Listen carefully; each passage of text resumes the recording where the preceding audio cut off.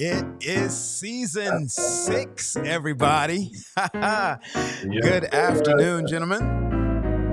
Good afternoon. Good afternoon. It is good to see you guys. It has been, 6 weeks? Wow. 4 weeks? Listen, I think it's been 6 weeks now. It was 4 weeks, Pastor Appreciation Month, October. So we took that month off, but then it kind of extended a little bit to 2 weeks. But listen, we are back here on the Pastors Roundtable, and we are excited about the information that we have to share with you this season. Good to be back with my friends. Pastor Paul, listen, finally we're dressed alike, man. I don't know what happened. I mean, What happened? My shirt looks bluer than your guys does. I got to figure out how to make my shirt look gray. Woo, what's up, Doc? Listen, guys, I am just so excited to be back with y'all. We've been talking to each other. Things have been happening. Some of us moved. Some of us have been doing ministry differently. There's so much to unpack these last 6 weeks. Some of us just came back from Israel. I mean, there was so much happening in our lives. Some of us just came back from Hawaii. Listen, had layover in Puerto Rico. Mercy.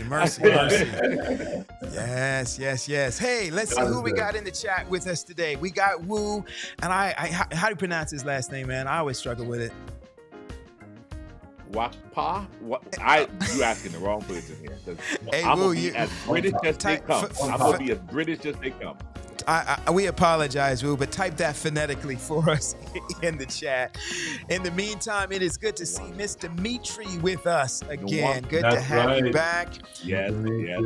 Oh, we got Cassandra Hudson Johnson is here. Cassandra. Yeah. Yes, indeed. And my former member, Lorraine Blake from New York. New York in the house. She's living in Florida now, but she's here. Yeah. All right. Wait a minute now. We got it in Orlando. I mean, hey, no proselytizing, right man. No sheep stealing on PRT. We're watching you. Oh, one pa. That's easy. Right? Yeah, there we go. All right. Okay. Hey, there's my cousin Andrew Brown. Good to see you, Doc. Good to see you, cuz. Glad to have you with us today. There is Hannah Lane. I think you got that right. Oh, boy. There's another. Hey, West Palm Beach is in the house today. Good to have West Palm Beach. Hey, I'm in West Palm Beach now. Literally, West Palm Beach. That was the move. All right. Sivu Kotela. Did we get that right, Sivu? Help us out. Sivu Wanta. Oh, wow. From South Africa. We got South Africa in the house today, gentlemen. Yes. And listen, we greetings. got Sister Cindy Paul. Yes. You didn't miss me, though, Cindy. Just had to. She's not talking about me. She's talking about y'all. All right. Well, listen. This season, man, I am excited about season 6. We've got some very fascinating topics lined up. But here's the thing. We want our audience to know we do not have all of our topics lined up for season 6. And we decided to do that because we wanted you to help us participate in that. We want you guys to be able to, on the Pastors Roundtable Facebook page, we want you to drop some stuff in there on topics and guests that you would like to see on Pastors Roundtable in this season, coming up in season 6. We know that you have things that interest you or that are on your mind, or that people that you'd like to hear from. And so we want you to be able to participate in Pastors Roundtable in that manner. So even now, if you want to just go in and drop in, don't do it in this thread because this gets full and we get lots of texts and stuff in here. But later on, go to the page or in the group and drop us a line of some things that you would like to hear us address here on the Pastors Roundtable as we continue to help you keep ministry relevant, resource, and real. Couple of things, Dr. Henry, we got to hit this, man. What do we need him to do right about now? Listen, right now, this is so important. We've been away for 6 weeks. We got to share this feed. So look, share it, send it, share it. Groups, family members, neighbors, anybody that you have on your list, send it to them because we need our crowd back. But we have good information here today. No, we do have good information here today that we want to share with everyone. So please share, and then share. Absolutely. Seattle is in the house. Is Samuel Williams. Good to see you, Yeah. Sam. All And right. then right under him, there is our member from our #1 fan club from the Come on, island Mama of Patrick. Trinidad and Tobago. Yes. Mom Good to is see you guys. in. I want you to know every week since we've been away, Mom has been asking, "You're on tomorrow? You're on tomorrow? You're on tomorrow?" So I'm so glad that she is here, being able to realize what she's been missing. So I'm glad that's happening. Listen, for those of you who are looking on, you notice that we're kind of uniformed today. We want you to know that Pastors Roundtable has some merch. And if you go to our website, you will be able to get you some Pastors Roundtable. Wait a minute. If it wasn't the Sabbath, then we come on, man. Come on. Listen, it's not the Sabbath everywhere. There's somebody's looking at us and it's not the Sabbath, so they can go and get it. But right after the show is finished, because the sun would have set by then, you are welcome to go and get yourself some merch. Yeah. All right. Yeah, Hey, listen. Matter of fact, I would just want to share. We have T-shirts. If it was after the Sabbath, we would show you. and we have quarter zipper pullovers. So we have quite a few. Roger, look at him. Roger said the ox is in the ditch right now. The ox is in the ditch, man. The ox is in the ditch. Come on. Gentlemen, we already went to church. This is after church. Okay. Look. Let me try to fix that. If you'd like to support this ministry here at the Pastors Roundtable, does that help? Oh my goodness! Mercy. Listen, y'all gotta pray for the preachers, man. The merch is for you to share with each other, with yourself. Listen. Let's be honest, guys. If you love this ministry, why don't you sow into this ministry? This is one way you can do it, or you can just go right to our support page and give to Pastors Roundtable so that we can be a part of your life a little more solid, on better footed. All right, we're going to work on that, y'all. Saints of the living God. All right, here we go. Listen, all right, listen. We even have somebody from Ontario, Canada. They're locked in right now. So we are all over the world, man. So we're praising God. Hey, but y'all keep those sharings out. I'm looking at these numbers. We got to get these numbers up, you guys. So keep on sharing, keep on inviting somebody to this stream, because today, at the Pastors Roundtable, at the table, we are excited about this topic. It may be one that may be somewhat unfamiliar to most of our audience today, because we're dealing with a topic that generally only impacts pastors. And so we're going to kind of open the shutters, open the door, and give you a little peek into some of the things that we as pastors that are available to us, some of the things that we do. So you're getting a little behind the scenes peek at some conversations that often would only take place in the context of a pastoral community. And so we're actually excited about sharing this conversation with you today. Roger, why don't you tell us a little bit about the conversation? I've just given the preamble to it. Talk to us what we're talking about. Well, as you know, when your pastor comes to your church, everyone's excited. They're glad that the pastor's there. Matter of fact, you want the pastor's cell number. You want to be connected to the pastor. You're constantly calling the pastor. You're looking for the pastor. The pastor is always there, available to you, praying for you and your family, providing resource, preaching every week. But there comes a time when the pastor has to make a decision as to when he needs to go and dip into the well so that he can be refreshed. And so today we want to talk a little bit about pastors' conferences. There are some members who like, Pastor, you don't need to go anywhere. Pastor, you need to be here. But there are pastors, there is a sense that we need to have a place to fill our well that we need to go to and get. So we're going to be talking about where pastors go to get that type of refreshing. And we are That's right. excited to have some very special guests to take the time to kick us Yes. off season 6. This is That's right. monumental. We've got two, I'm gonna call them, I'm gonna do it. I'm gonna call them two young pastors, two young Oh man, that's young good. stallions that are Cutting edge. coming out of the gate. Cutting edge. And they're going to join us today. We have with us Pastor Michael Shelton, joining us from the South Atlantic, the mighty South Atlantic Conference.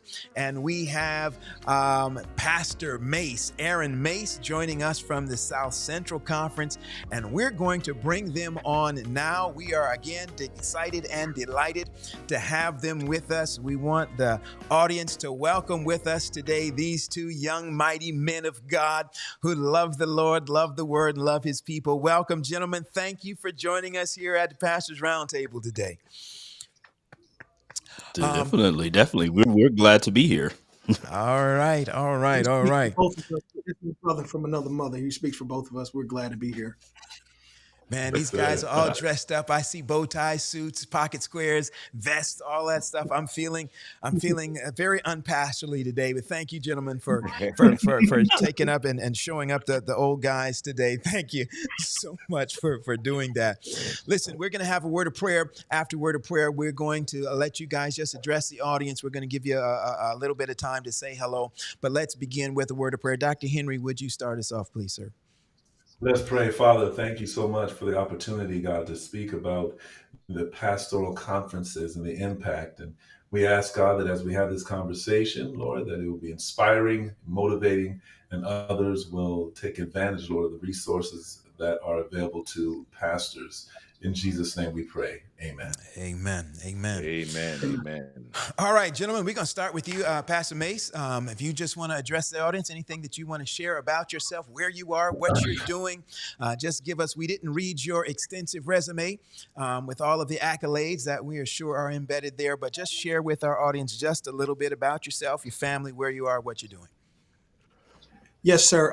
Like you mentioned before, I'm Pastor Aaron J. Mace. I'm from Fayetteville, North Carolina, small town south of here, and I share in ministry. My wife, my beautiful wife, Natasha Claudette Monroe Mace, and then I have a son, beautiful young man, 6 years old, Jackson Javon Jones Mace. And so I also pastor 2 districts, Pine Hill Seventh-day Adventist Church in Sylacauga, Alabama, and Beacon of Joy Seventh-day Adventist Church in Alexander City.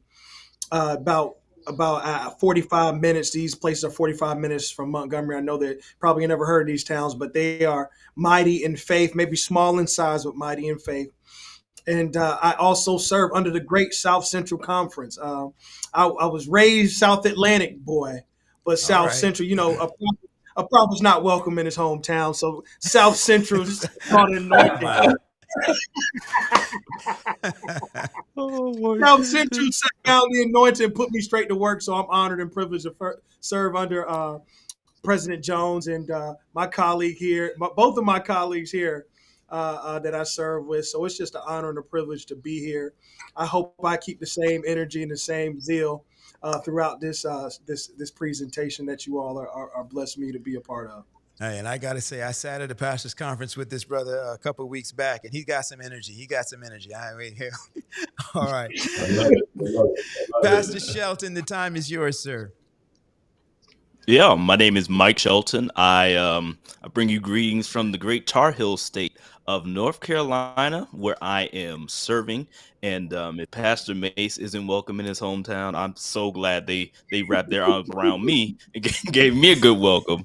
But I pastor in Smithfield, North Carolina, in Sanford, North Carolina here. And it's me, my wife, my son, who is 3 years old, and we're so excited about what God is doing here.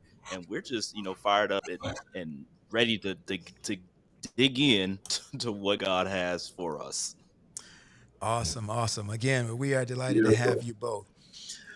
All right, you guys ready to jump in? Let's do this. So when we talk about pastors' conferences, we're generally talking about, and I talk to members and lay persons all the time, and one of the things that comes up when they are talking to me about their pastors is they will say things about like, is there any continuing education? Is there any professional development that exists for pastors? Because a lot of our members, they work at jobs and places that send them for professional development, that help them to sharpen their skills and get better at what they do. So when it comes to these pastors' conferences, conventions that we go to, what is the significance that you guys have seen about the ones that exist from an organizational perspective? Tell us about, if you know anything about the historical perspective about pastors' conferences, and what's the contemporary importance that you see that these things play for the field at large and perhaps even for you individually? Let's start with Pastor Shelton, then we'll go to Pastor Mace. Sure. I'm not able to give you all of the history. Of course, this stuff dates probably before my my existence. But pastors typically get trained by a institution of some sort. In our case, seminary. It's in Berrien Springs. Of course, we go there, get training in how to minister and how to be a pastor, how to do theological thinking. We come out in the field, but then we need some type of renewal, some type Okay. of extra help in some areas. So we have different types of conferences or conventions, if you will, where we can leave our churches, go there, get retooled, get some cutting edge material, things like that. And one event that happens by the Black Adventist, the regional conferences, is this thing called Pastoral and Evangelism Council, where we go to Huntsville, Alabama, get retooled, and that's able to refresh us, but also give us the tools we need to be effective in where we're serving in. Okay. Awesome. Awesome. Any impact Okay. or what you see in those things, Pastor Mace? Yes, I wanted to speak on the contemporary relevance of the conferences, and I want to focus in on the beyond the EC3, and that was my first time. So I would love to, give my perspective as somebody who just first Okay. time, and it was wonderful. I mean, I felt as relevance, right, Pastor Paul? It was right on target because Mm, it was trying. The concept was to take us got it. beyond ministry that we're accustomed to, that we're used to. It was a challenge, and I felt invigorated when I left. Not only I had more tools to put in my toolbox via just technology and how to set up live streams. You just gave my testimony. I won a package to become a digital missionary. I brought that to my church. My church was excited because this is how I pitched it. I said, look, I'm the first ever digital missionary. Man, they Mercy. got so excited, and it invigorated the church. Everyone got charged up. But guess what? The Genesis started at the EC3, at the developing education. I'm gonna tell you, I didn't say this, but I'm a veteran, and so I look Mm, for anything in Oh, professional development, because in the military, that's what we do. We hone our skills, and then we keep perfecting them. So being in ministry, and I'm going to give our kudos. I'm going to give the flowers where they are. With our PELC, our EC3, our things that we have in our the called, all these things. I'm so excited as a young preacher that folk are concerned about me being well equipped to serve my local community and my local church. So I'm excited at where we're going and where we have been going. oh, that's good stuff. Hey, wow. guys, let's give a little Hey, context. We've been throwing that- some letters around. Let's kind of, so when we talk about pastoral conferences, there are pastoral conferences on several levels. So let's kind of make sure that our audience knows what we're talking about. Mhm. The primary pastors conference, I think that every pastor is always going to attend, happens at the conference level. At the conference level, every quarter, every other quarter, conferences will do what we call workers meeting. And that's really your most Right. fundamental pastors conference, where all of the pastors of the conference come together, and there's like some in-service training information that is done there. And again, for most of the local conferences that I'm aware of, that happens between 3 and 4 times a year. It's usually about a 3 to 4 day event. And that's a pastor's conference. The next level is at the union level. And so you heard Pastor Mace talk about EC3. In the Southern Union, which I think all of us are part of the Southern Union, EC3 is the Southern Union's Pastors Evangelism Conference. Now, that's not a conference about leadership. It's not a conference about dealing with departmental or building structures or finances. That's a conference that is for pastors, but it is specifically geared towards evangelism. Then we have things like on the division level, which we just did this past summer, which was called. And called is kind of an all-encompassing thing. So they're equipping and training and resourcing pastors in evangelism, in leadership, in administration, in outreach, and lots of different things. Basically, everything that a pastor does, they're trying to cover that. And they do that every 4 years? Every Is it 5 every years. 5 years? Every Every 5 5 years. So that's once Right. every 5 years. And they brought all the pastors in North America to Lexington, Kentucky over the summer. And that's what transpired there. But then we have, and you heard made reference to PELC, PELC. PELC is Roger, you've worked with PELC before. Give us just an overview of that so our audience knows what we're talking about. We can give a little historic on that. That was Sure. the Evangelism Council that was supported by the regional conferences in North America. And then they took a change where it went to dealing with leadership. And so it became the Pastors Evangelism Leadership Council, PELC. And it's the first weekend in December of every year, where pastors come together, Bible workers come together, elders come together. So it's a little more broad in the audience than just pastors. But it is focused mainly on pastors and evangelism also. Yeah. So Right. it would be easy to say then that the denomination does put effort into, at many different levels, into continuing education for pastors, training, leading, and equipping us to be able to do better at what we do. All right. Now I see Woo's question here in the chat, which is That's a right. There's a very question right interesting here. question. Yes. Go Yes. ahead, Dion. I Take that. was going to mention that. So he's asking the question here. It says, "Do you guys ever attend conferences outside the SCA world, like TD Jakes, International Leadership, or Rainbow Push?" And I want to add to that and say, at the workers' meetings and the union conferences, division level conferences, do we have non-SDA presenters? So I'm going to push that to you, Attendees. Aaron, Yeah. and Michael, or attendees. Yes. Yeah. So Aaron, So for me Pastor Mace, personally, Pastor Shelton. Yes, go ahead. yeah. Mike, So were you for me personally, I've been working for 5 years now, full time, and from my personal pocket, I have not ventured into the outside bubble, I guess you can say, of Adventism.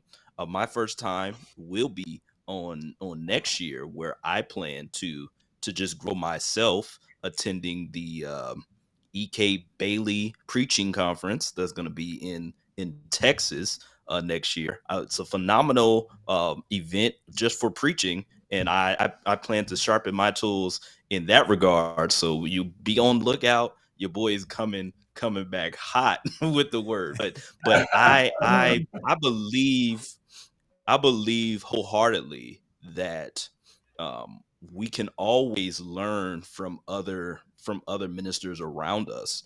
In my local context, I like to connect with non-Adventist pastors. Coincidentally, my church in my cities are the only Adventist churches in those cities. But there are other churches on my same street, right? Got it. So it's advantageous for me to connect with others so that I can learn personally. I can get older, get stronger, and I can be more effective in what I've been called to do. by learning from other seasoned pastors around me. So I do see the advantage of learning from others. All right, good. Okay. Aaron, Okay. anything to add on that? Oh, of course. Like I say, I think because of my militant background, my military background, I'm very big into cultural assimilation. And so you all can attest, Adventism has its own culture, evangelicals have their own culture. And I believe that God created us that way for a reason, because he knew that if he gave somebody a gift over there, that you would have to go and trade with another person to get that gift over there and essentially enhance each other's gifts and be able to do the work. And I believe that's necessary in the gospel. And to answer that, our brother's question, I have been to a conference outside of our conference, and it was called the Global Leadership Network or the Global Leadership Summit. And it was a Christian base, but it was a combination of different corporate leaders, celebrity leaders, and all these things. And they were just kind of really honing in your skills in leadership.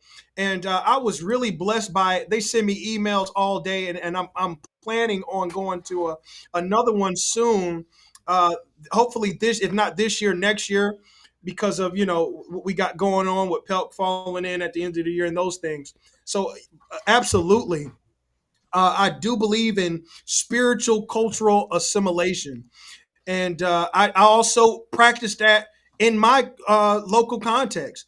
I always look for, matter of fact, on Women's Day, I had a evangelical preacher, a female at that, and it was my church was pretty much conservative. This is the first time them having or experiencing that. And I could not say how many, Pastor, we were blessed. Pastor, when you going to bring her back? A lot of times we kind of have a fear-based way of ministry at times when it comes to cultural assimilation, to mixing of doctrine and things like that. But man, I think God is moving in a space where he's trying to get us all on one accord and get us working together to kind of finish this work, because we need all hands on deck in the way this world is going now. So that's great. I think Pastor Shelton, you kind of opened up the avenue where I want to head to next, in terms of some of the benefits.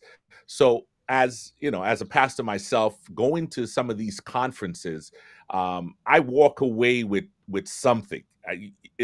Someone told me, you do not go somewhere or you go or be in an experience with something without coming away with something. How do you, as a pastor, or do pastors, people you have connected with, people you've seen, when they go to these pastoral conferences, what are some of the personal benefits that you gain going to these conferences?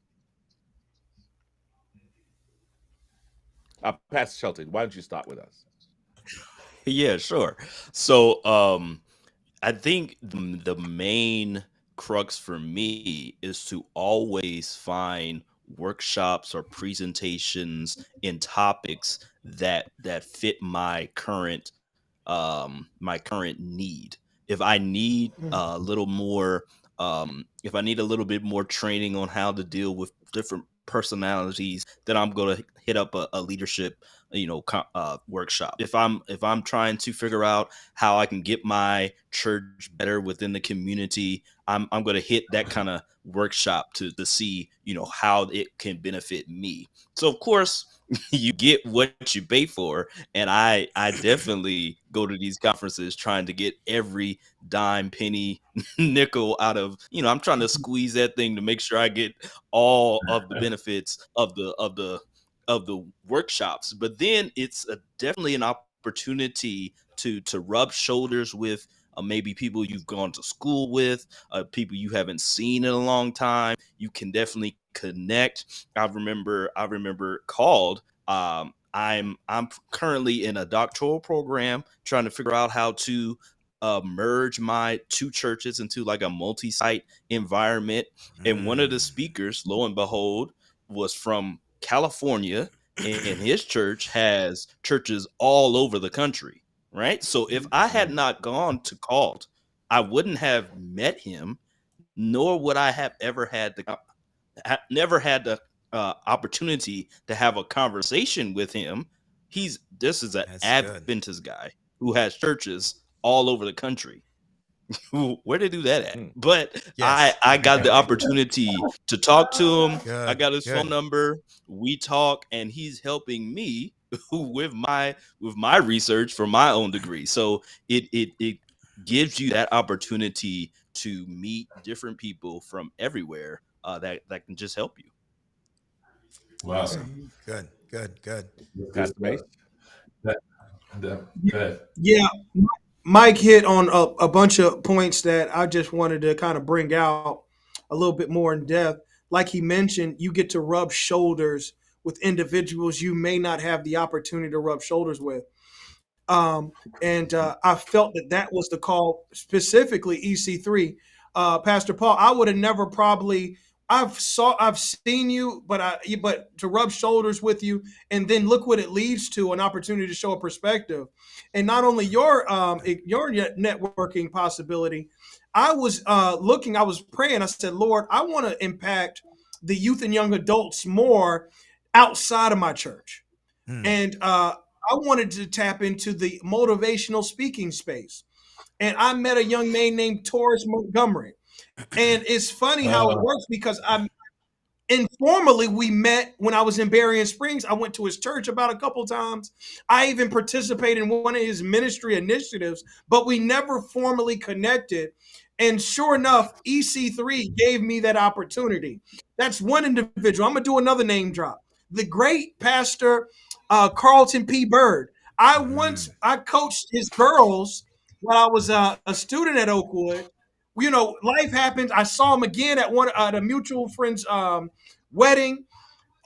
I didn't get a chance to connect with him. And so now I was having a revival, but I was caught in a dilemma. Should I be more historical? Should I be more progressive? Should I preach more doctrinal? Should I preach more salvific? I was all in a calamity. And God set it up for me to run into Carlton P. Bird. He shoots me. He said, look, you having some issues? You having some dilemmas? Text me. We'll work through it. This brother stuck to his word.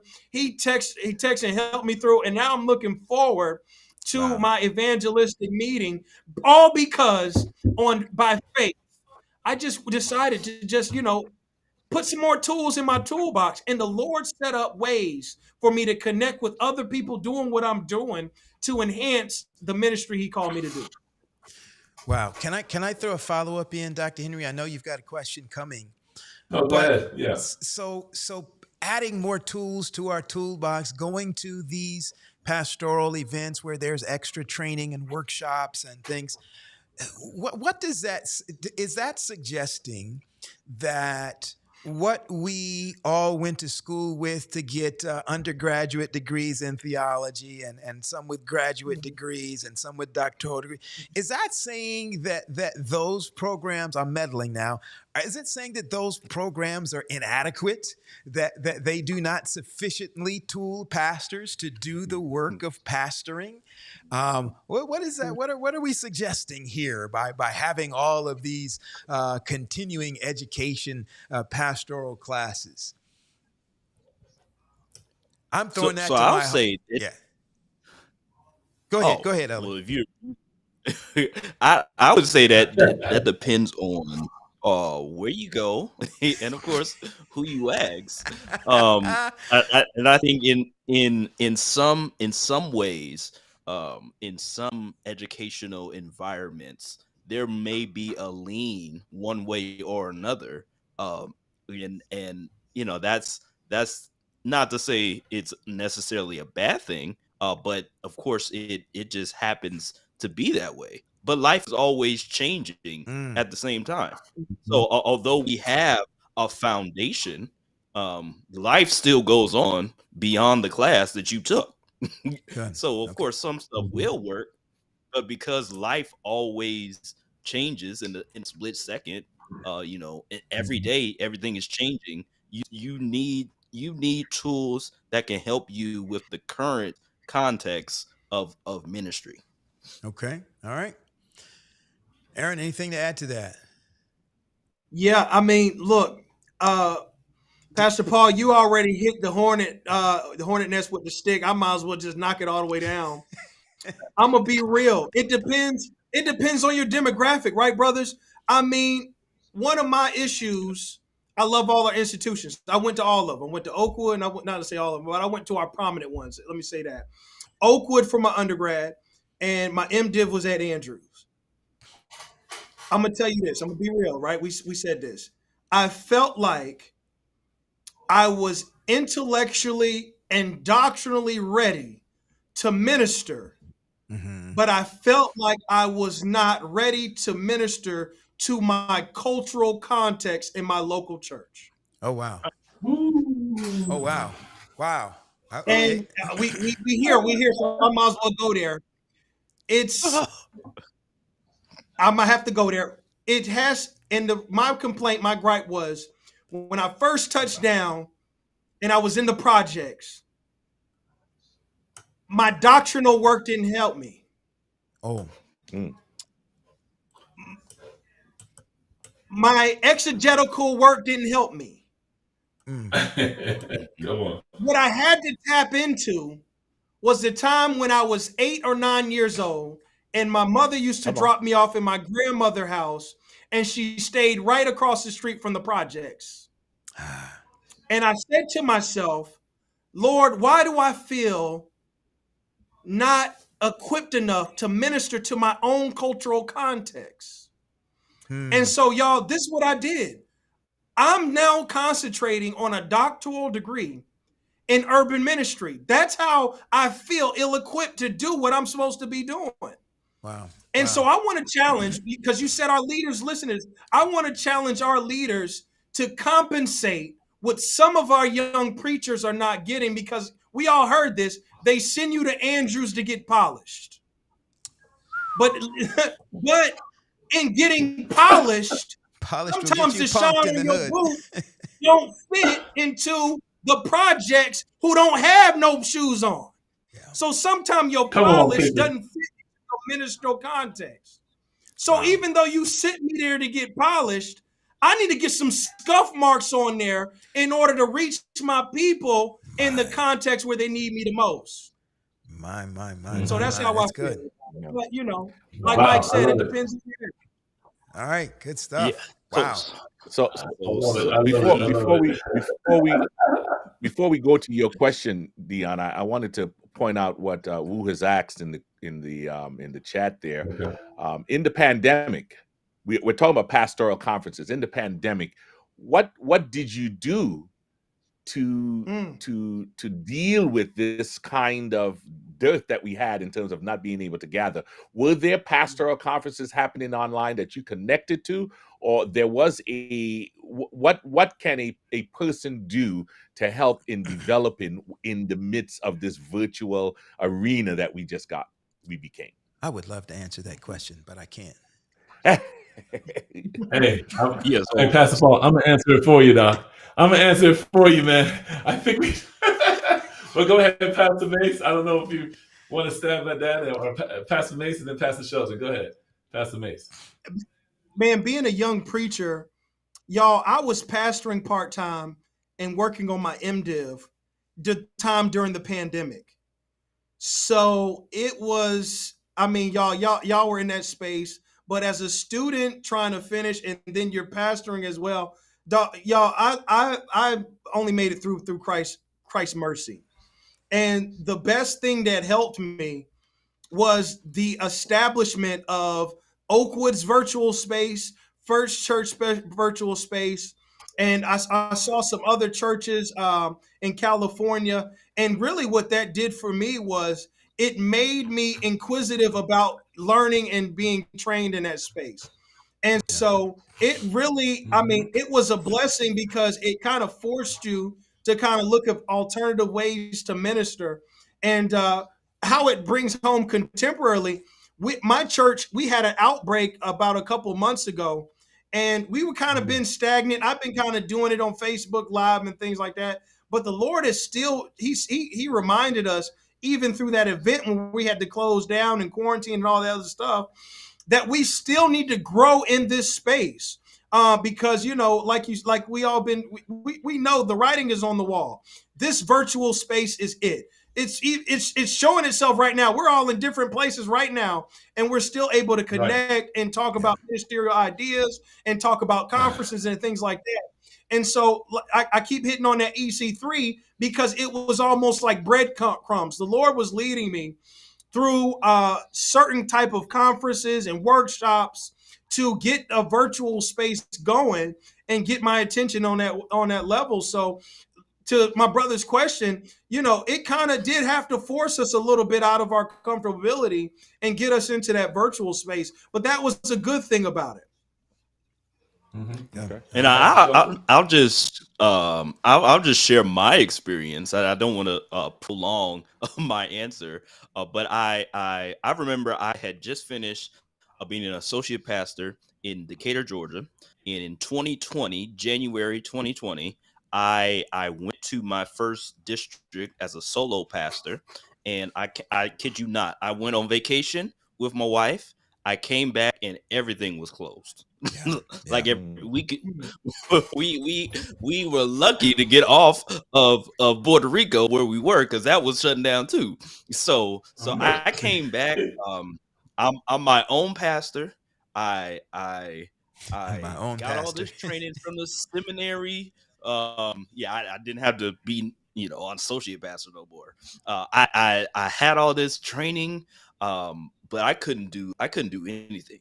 Okay, everything I was trained to do went out the window. I couldn't visit Mercy. nobody. Mm. I couldn't see nobody in the hospital.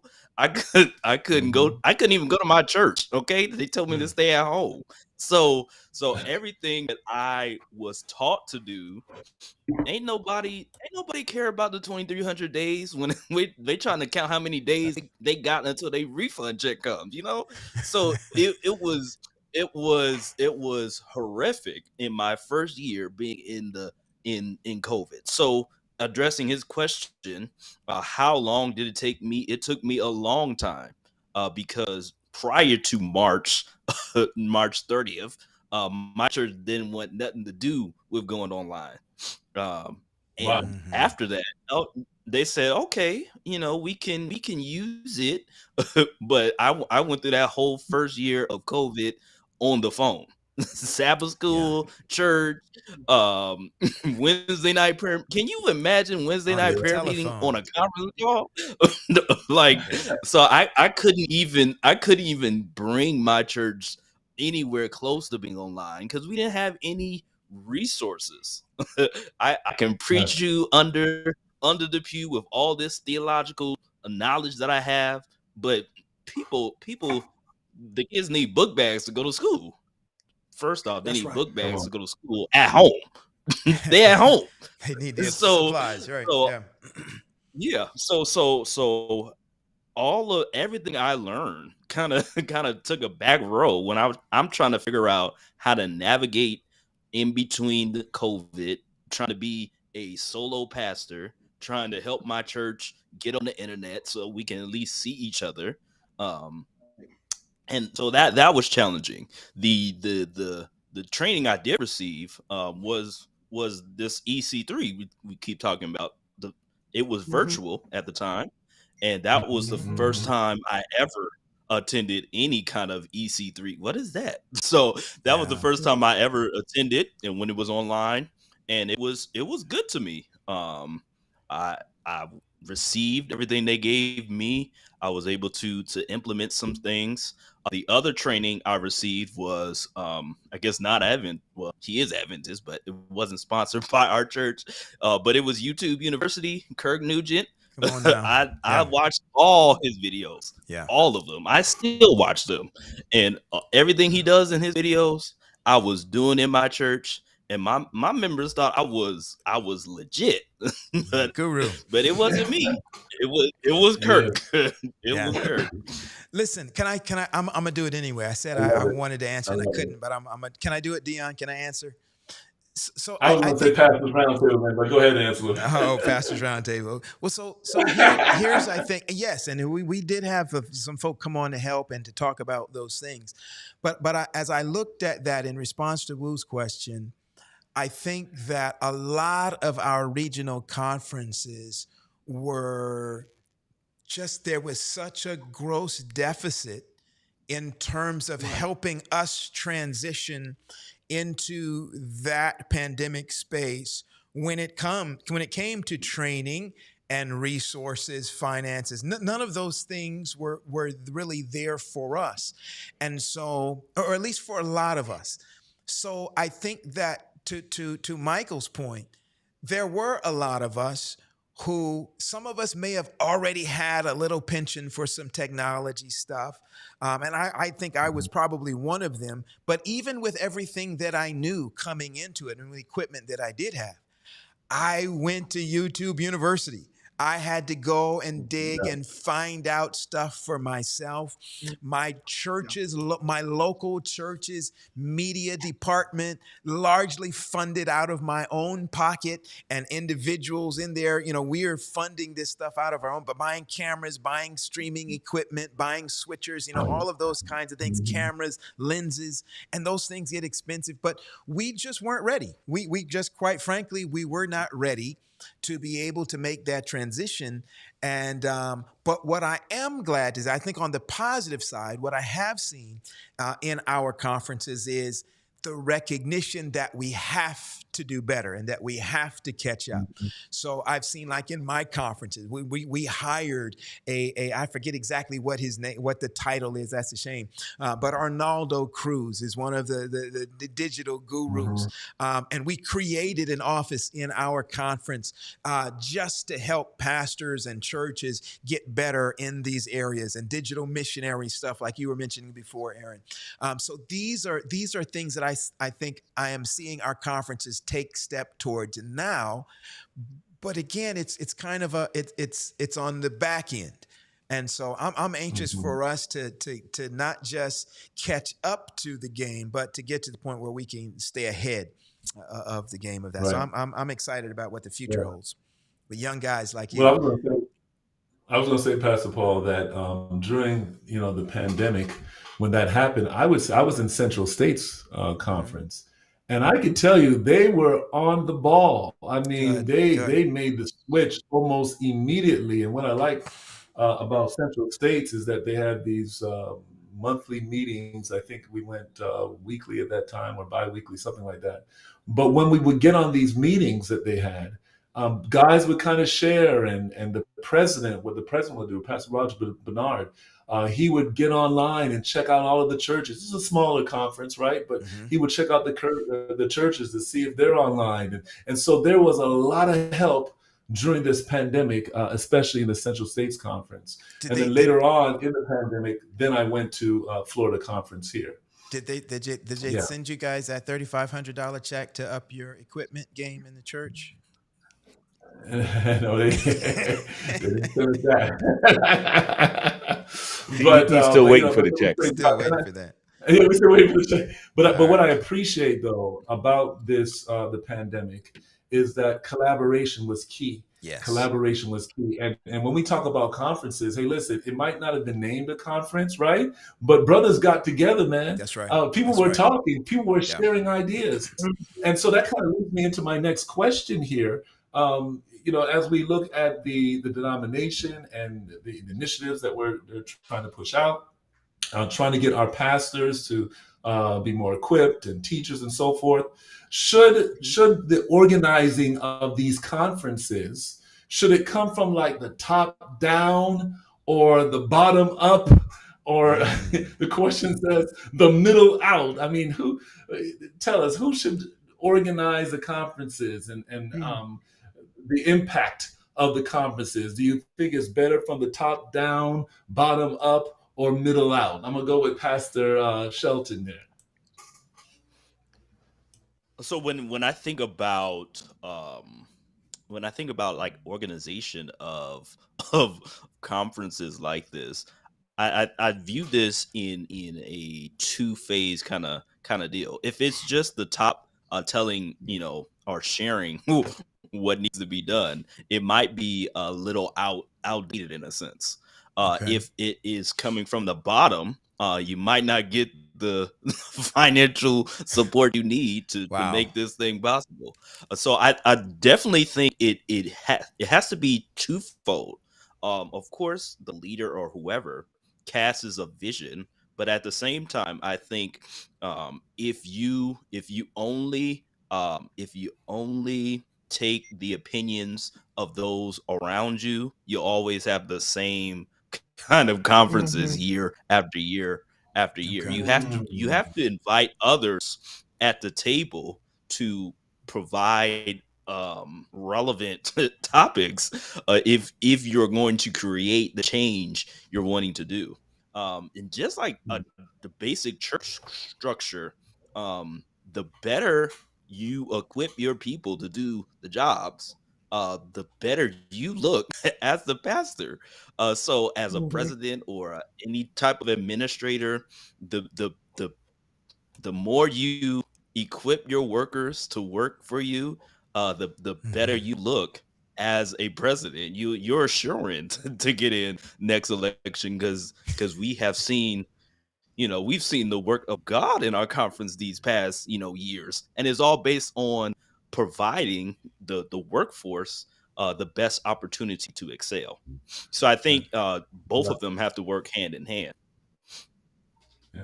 Good. Pastor Mace, I mean, you're a veteran, by the way. We appreciate our veterans. This is yesterday was Veterans Veterans Day. Day, That's right. right? So we definitely appreciate the service that you've done for the country and so forth. So as a you have the military background, okay, and from that perspective, combined with this pastoral perspective, I mean, what makes an effective conference? The organization of this conference, top down, bottom up. What's your perspective on that? Okay, I'm going to go to opposite of Mike just because of discussionary purposes. So I'm going to say from top. I'm going to say from top down, and this is why Okay. I believe it. Okay, because you think about it now, people are less likely to change unless it's forced. We don't, and Okay. I'm gonna bring it back Wow. historically. Watch Wow. this. Wow. We don't integrate. America doesn't integrate until legislation says you need to integrate. Mm. Mm. You know what I'm saying? So when it comes to these things, sometimes, and we all know we're a melting pot, especially at the round table. We got seasoned pastors, young pastors. That's how it is across all of our conferences. And I'm gonna be honest, some of our pastors are used to just pen and notepad. Let's be real. Some of us are used to it because we've been doing it that way for so long. And if we don't feel it will impact our immediate context, we won't get involved with it. But this is what I do like, and I wish that we could implement. And if they are doing it, y'all correct me if we're wrong. I think there should be an audit of all churches, not us communicating back to you saying, "Hey, we got this type of bandwidth," because I believe we do that at our conference. We get emails to check on your bandwidth, check on what you're streaming service with. I got a couple emails specifically. Pastor Wade, his team does a great job of doing that. But I think what we should do would take us to the next level is if we visit all our local churches. I know it's about a stretch. You say, Pastor Mace, your vision is out of this world. You visit all these local churches and you establish a streaming service. Don't take it for granted that the pastor is going to do it. Because if you leave it to us and convincing our boards, it may never get done. And Mercy. then 3 to 5 years pass, you got a new guy with a new vision. I think that they should come in, do an audit on this church. Hey, are you on YouTube and Facebook? Are you using Restream or StreamYard? Okay, you need to get one of these. We're going to send somebody to help you, or you're going to have to virtually tap into a Zoom, and we're going to get you straight. And I think that's what I'm struggling with now as a young pastor. I'm trying to network with people who already done it to try to, build up from the ground up. But it would be very seamless if we invest our time, invest our money of targeting these churches that maybe need to go fiber optics on internet, maybe might need to go DSL, maybe need to go there got to be some alternative. I got a member specifically, she can't log into our Zoom because she said, Pastor, in our area, my son can't even go to school online because we can't get internet in there because it's so off the grid. It would be wonderful if she had maybe if we had something that we already had invested where we could kind of tap into. All you need the bandwidth of a cell phone, and you can tap into our services from the top up. And I think the top has the resources. And I'm gonna be real, our money goes out every other way. And I'm not attacking where the money goes, but I'm saying if we want to really invest in the least of these, it needs to be a checks and balances to make sure that we're all set up technologically so that we can be ahead of this new space. Wow. I had to throw that in there right quick. Listen, I want to twist this diamond just a little bit, Doc Henry. Called was the first time we saw so many pastors come together.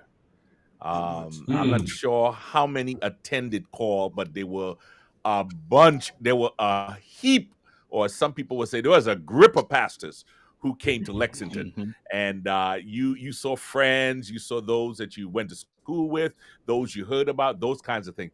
But if we were to be real, coming to Pelk, about 700 people maybe, or even or that amount. You have EC3 had about how many that showed up, how many pastors showed up. But when you look at all of the conferences around, even those that are outside of the Adventist Church and a lot of pastors go to, like Hampton for many of them, or E.K. Bailey, a lot of Adventist pastors go there.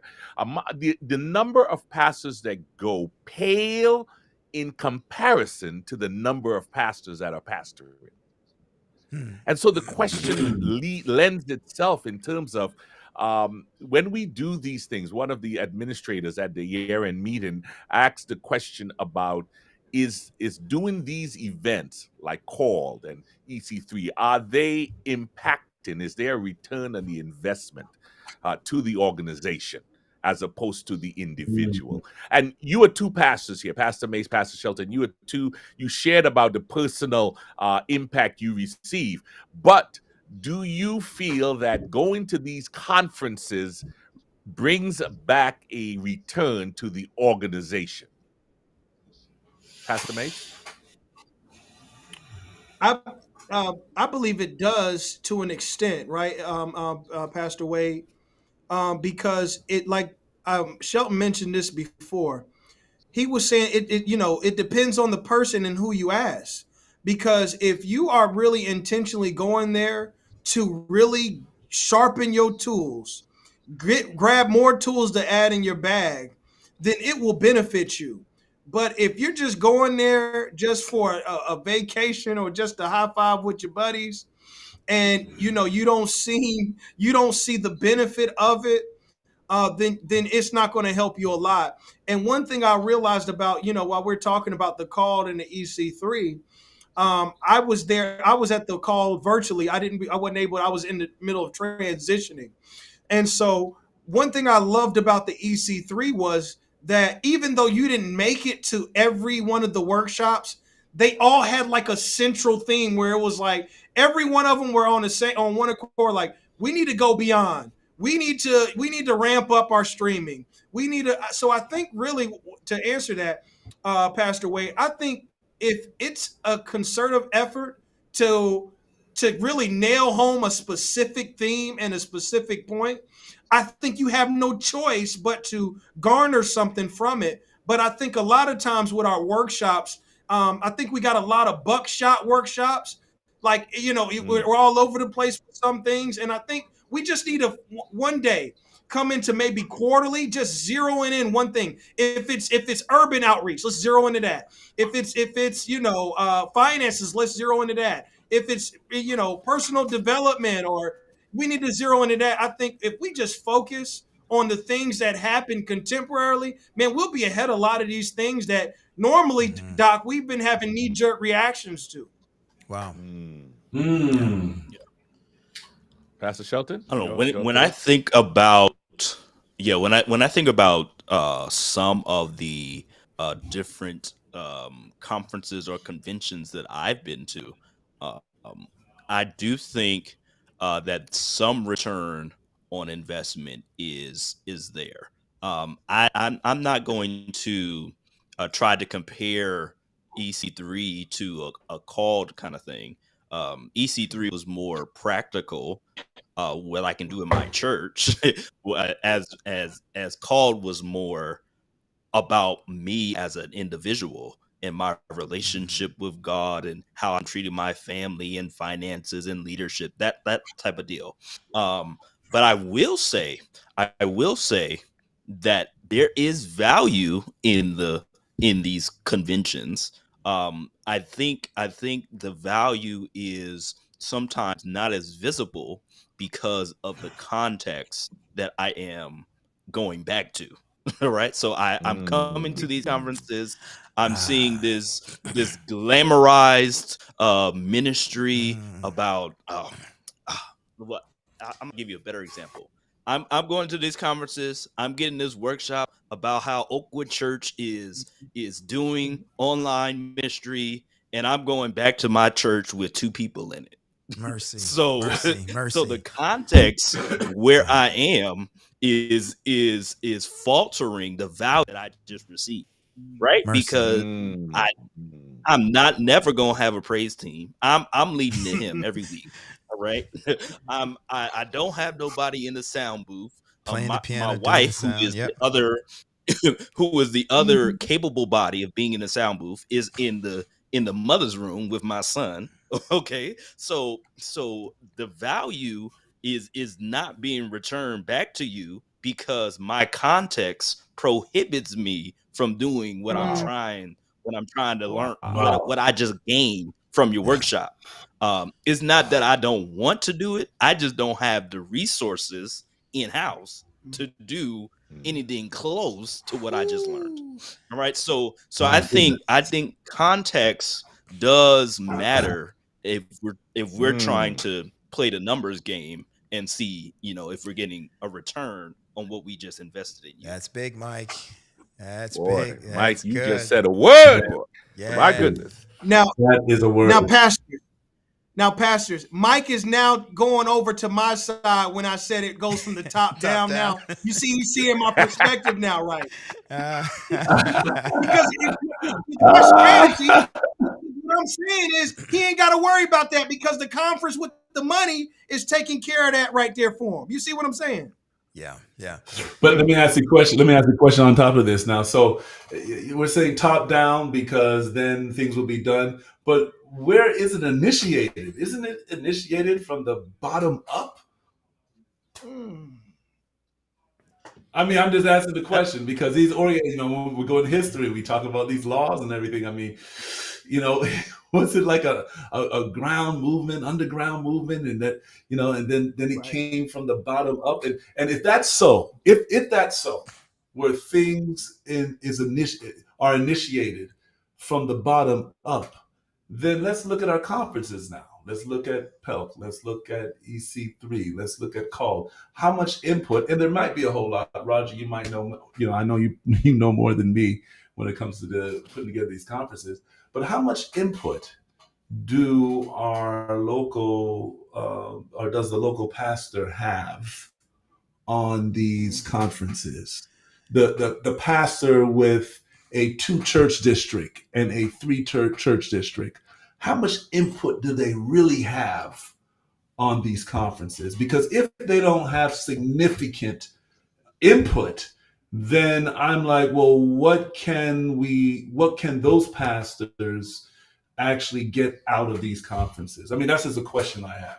I don't And know who wants to tackle that question. we're gonna give you guys just about 3-4 minutes to think about that because we're gonna take a quick Just think break, about that question. and we're going to be right back with our guests. Don't go anywhere. Again, we just want to say thank you to our audience for joining us today on our kickoff of season 6. We've got 2 wonderful young pastors who are talking with us today, Pastor Michael Shelton, Pastor Aaron Mace, and we've had a great conversation so far. We just want you to let you to let you know we've got about 20 minutes left. So it's still not too late, Dr. Henry, for our audience to do what? Well, listen, it's time to share. You better share it quick because this thing is going by quick. It's going to be gone in just a moment. Pastor Wade, talk to us very quickly about the Pastors Roundtable website. What will people find there? How can they be engaged there? Share with us very quickly on that.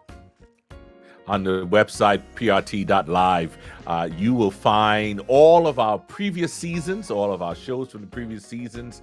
You will find more information on each show. We call them show notes, and you'll find them in the show notes there on the website. We just added on yesterday our merch page, so you can definitely go there and pick up some some Pastors Roundtable merch. You could also support Pastors Roundtable with your giving, with your your generous giving to help us keep the technology up to speed and trying new and interesting things.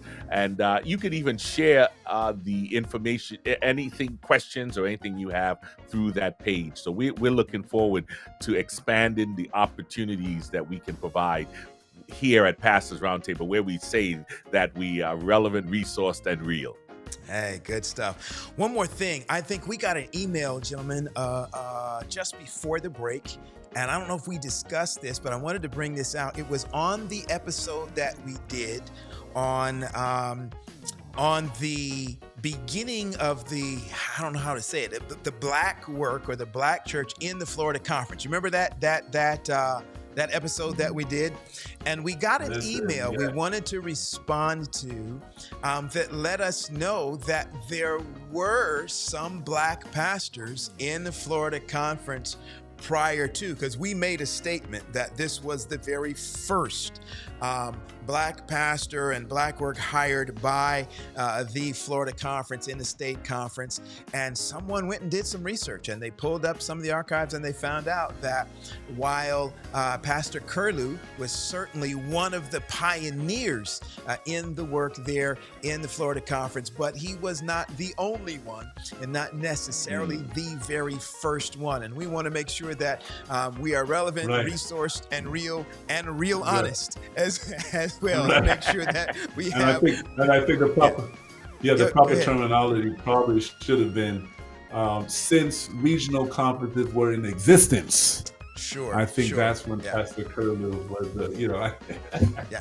Hey, and listen, we appreciate our listeners. You guys help keep us straight, keep us honest, make sure that we get information. And we love the fact that when you guys hear information, you go back and you check it and you research it. And so that makes us feel good about the product, about the content that we are bringing to you, that it is of that much interest to you, that you go and spend some time with it. So thank you so much for those of you that do that. And we continue to look forward to your interaction with us on that level. Hey, let's go back to our guests now, bring them back on. And Dion, we might need you to just to kind of restate that question so that they know where we left off there. Because it was a good question. I wanted to have some input on that too, if I may. Right. So in essence, just want to know how much input, does a local pastor have on these conferences, especially the pastor with a 3-church district, with 5 people in one and 10 people in the other, and they're like an hour apart. How much input do you think that these conferences take from pastors like that based on what you see offered at these conferences? Okay, so again, when you go to these conferences and you see it, how relevant are these conferences to somebody in a situation like that? All right, Pastor Shelton, want to have you go first. Yeah, so I think in the overarching view, I don't want to broad stroke this answer, but I think in some regard, I do think that pastoral input is received.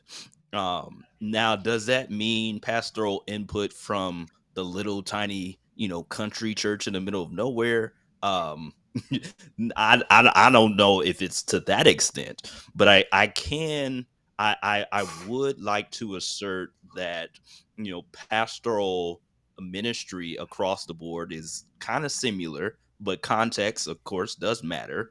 And I think that pastoral advice or advisory committees are put together on all levels to receive, the pastoral practical, input. So I do think that to some extent pastoral advisory boards are very useful and used.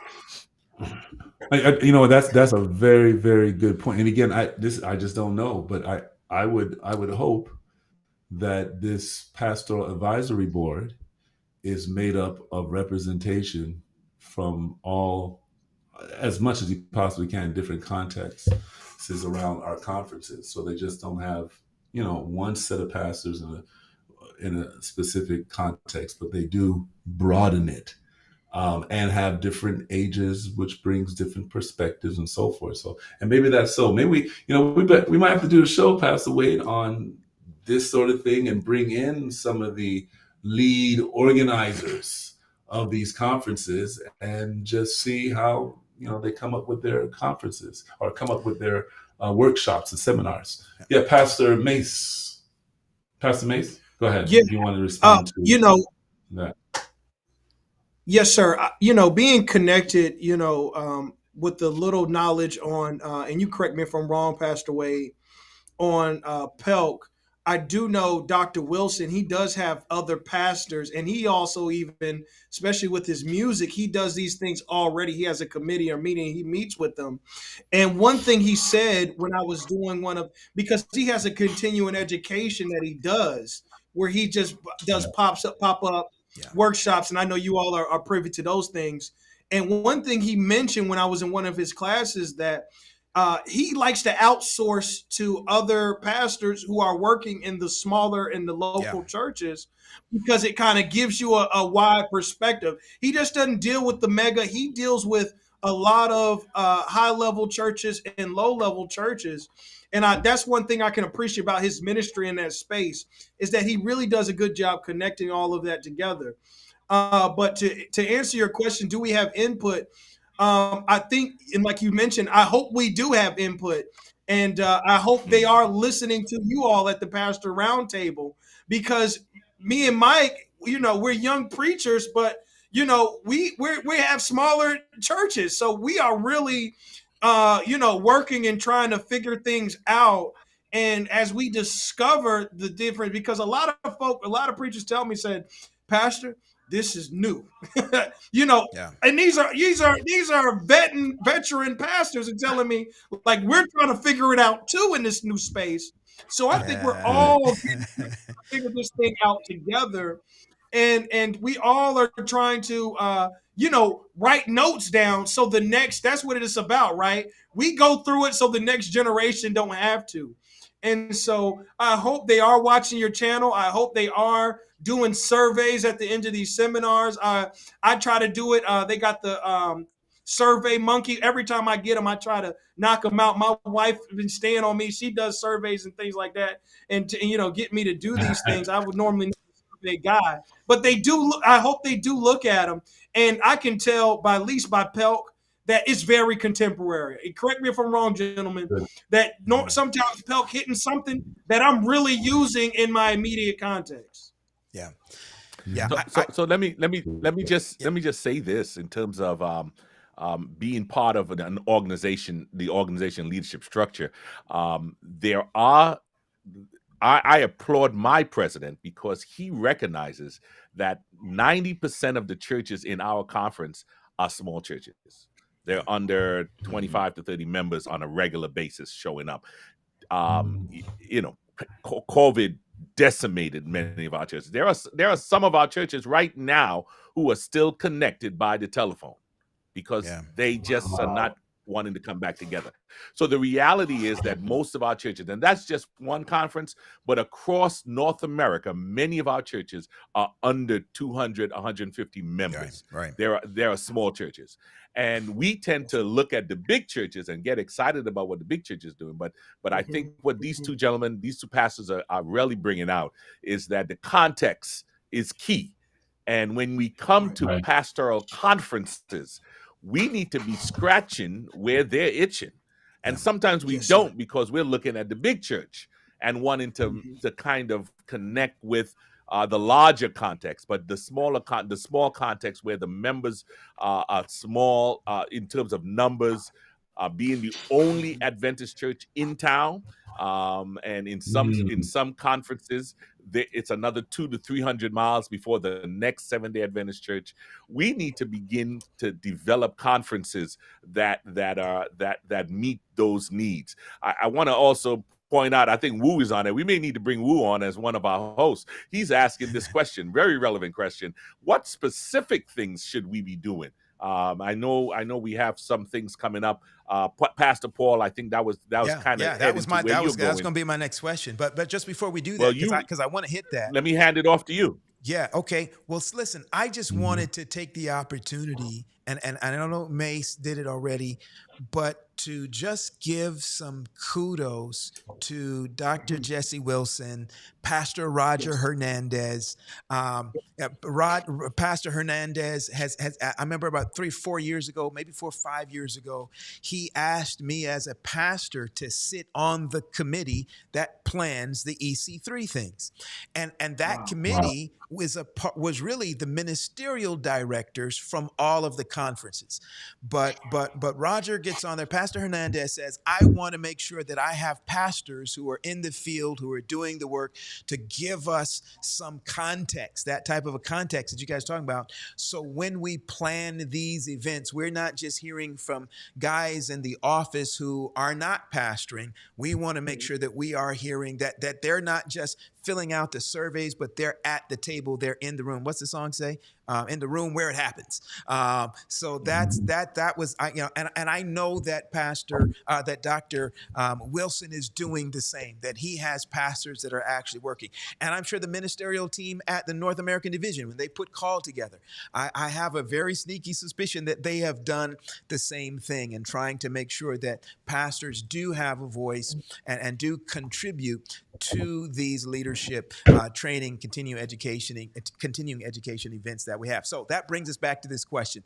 That's a Wu's question. So what are some things that you would love to see be on the agenda? Give me a track, give me some area of training, some area of expertise that you would love to see happen at one of these pastors' conferences. We're going to ask our guests that, but I'd also be very interested to see for our audience, if you are sending your pastor to some of these events, I want you to put in the chat some of the things that you would love to see your pastors get some resources and training and additional equipping in. So I want to see that chat light up, because I know y'all got some ideas, because y'all are always telling us, oh, I wish my pastor could do this or do that or that. So we're going to hear from our pastors here that are our guests, but I'd love to hear that from our audience. Some of you may not be pastors, but things that you would love to see your pastors get some training in when they go to some of these conferences. Who'd like to go first? Who wants to volunteer on that with our guests? I'll go first on this one. I'm going to use a terminology: political outreach. That's interesting. Political outreach. A lot of things, man. I see that it would be beneficial to us as a church to, join with these people. For prime example, there's things like Faith in Action Alabama. I get a lot of messages of campaigning and voting, and I think it would say something to the people if we kind of are spiritually heading these things to things that really impact their immediate context in their communities. I mean, if we think about it, with gun violence going up and, things happening with gangs and with them cutting our programs that keep our kids from even being privy to these things in their environment, or even things that even are beneficial to our community. Man, what would it be if we could really tap into the overpopulation of the criminal justice system and, prisons and things like that? What if we had be the in between, when they come out and having work release, or even we as a church be responsible for these inmates, or even trying to develop programs that will keep our kids when they get kicked out of school or when they go to in-school suspension, supporting them with mentorships and helping them with things. I mean, I would love to see us really focus on that thing. Like I said, brothers and sisters, this is affecting our local context at our smaller churches. My numbers would grow if people see me actually advocating for things that impact their community. Hey, y'all hear this preacher in here trying to sound all relevant and stuff? What in the world? What? Love it. I love it. Good stuff. Pastor Love it. Shelton. Well, I coincide with what Aaron has already raised. I do think if there are some types of trainings that will help me be a community partner with surrounding entities, that would be great. I know personally, this is just personal. No shot to where I've been placed, but to say it nicely, I struggle with I don't want to say I struggle with people skills, because that's not where I'm struggling.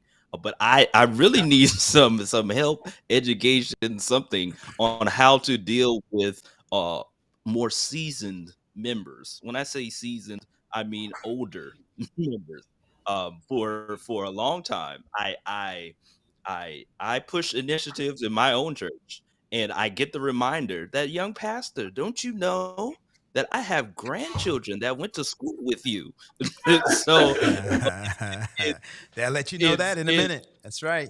they will, especially when they don't agree with you. It just it irks me sometimes. But I guess what I'm trying to say is leadership development, dealing with different personalities, trying to sway them to trust a younger a younger pastor.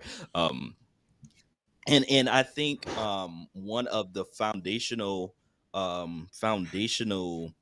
pieces that is needed, of course, is just trying to empower individuals to uh, believe that they still have juice in the tank to do certain things. Just empowering old people to know that, you might not be able to knock on every door, but you can get the phone book out, you can write a letter, just little things that can help others feel empowered. So an empowerment seminar of some sort would also be helpful. I think. All right. Wow, that's good stuff. Well, Pastor, you about to say something? Oh, I said No, I hear the music that's telling us Yeah, that our time. it's time. It is time. Listen, this has been a great, great show, great dialogue. Just talking with some pastors here who are on the cutting edge, letting us know the importance of pastoral conferences and how that can impact the field. And so I just really appreciate that so much. Um, just one more thing I want to say before we kind of just share our accolades and kind of, I guess, or applaud you and then sign off. The scheduling of these pastoral conferences. How much is too much? Are we on the right schedule now? You kind of know when EC3 is, when PELC is. I mean, do we need more? Do we need less? Talk to us, Pastor Mace. I didn't catch that. I was stuck in the comments. I'm sorry. Say that again, Elder. Oh, okay. Them comments got again, me the distorted. schedule, the scheduling of our conferences, the way we have them scheduled now. We have PELC in December, we have EC3 November, the call every 5 years. Do we need more workshops? Are the scheduling okay? The time that we're doing these conferences, or do we need to do something, or do we need just more conferences? What do you think? I think we need to do it differently. And this is where I'm going to go with, fellas. My wife, she has a high stressful job. She works in the pharmaceutical company. And one thing she told me before we met, she said, I need a vacation every 3 months. And that's because I'm going through so many things going through my mind. I'm responsible for so much things that I just need to regroup. And I think that if we had something every quarter, it will give us an opportunity not only to resharpen our tools to put in our tool bag, but also gives us a time to be along and share. Because think about it, pastoring is one of the most loneliest jobs we can have. Imagine every quarter, every 3 months, I'm able to converse with Pastor Wade or converse with Pastor Paul and Doc Henry and Shelton and kind of get encouraged on what you all are doing, what I can do better. And it will just reinvigorate my time, because let's be honest, sometimes you're the most on fire person at your church. Mercy. Because you are getting paid to do this. And so sometimes that in itself can be demanding, and it also can be it can come out as burnout. So I would love to see us do something every quarter, whether it be concentrating on different facets of ministry. And think about it, at the end of the year, how much tools would you have in your toolbox at the end of the year if we did it that way? That's good stuff. All right. That's good stuff. Yeah, Pastor Shelton? Yeah, because I've heard pastors I've heard pastors talk about the fact that they look forward to coming to Pelt, but that's the only thing they get to go to, so it's once a year for them. And I know Mike may have something to share on that, but for some of us, it's just a 1-year situation. Yeah. Mm-hmm. So when I think about things like PILT and other trainings, the space in between makes my heart pound even more when I know it's about to arrive, because it is a time that I can rejuvenate. I think the frequency of certain conferences that we have is right on time. I go back to my earlier comments. All these conferences, no matter when you have them, will be a waste of time if they aren't relevant to what you need. So I think the relevancy of the conferences should dictate the time in between. Yeah. Nice. Hey, well, this has been great, guys. And listen, one thing we didn't even touch on is the financial piece. Paying for it. Who should pay for it? How much it should cost?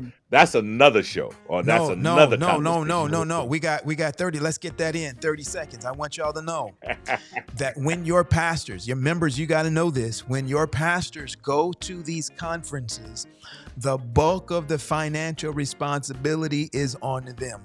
The conferences are not paying carte blanche for pastors to go to these things. So they are putting them on, and our conferences or institutions, they are putting money into creating it and making it happen and bringing in guests and all that sort of stuff. But the bulk of the cost of attending these conferences comes out of your pastor's pocket. So you want to create a little continuing education fund for your pastors. And I'm talking specifically for these two that are here. Pastor Mace, then you're members of their church. Y'all got to make sure y'all show your members this episode. Go ahead and create that line item for continuing education for my pastor. I think every church ought to have that line so that when it's time for them to go to some of these conferences, that they don't have to try to figure out, am I going to, fix the carburetor on my car, or am I going to go to this conference? Am I going to buy my kids some shoes for this thing they got to be in, or am I going to go to this?